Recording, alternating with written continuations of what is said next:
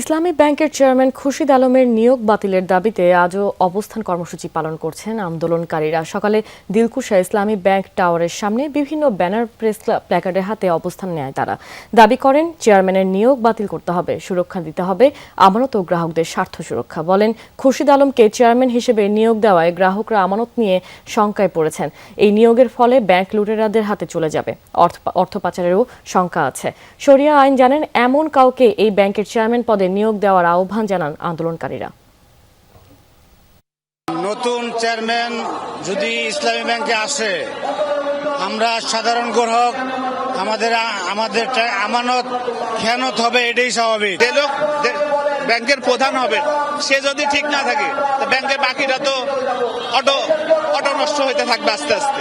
ইসলামী bank আমাদের bank, আমরা তিল তিল করে এই ব্যাংক গড়ে তুলেছি। কয়েকটা ব্যাংক এমনি ধ্বংস হয়ে গেছে, আমরা চাই না ইসলামী ব্যাংক ধ্বংস হোক।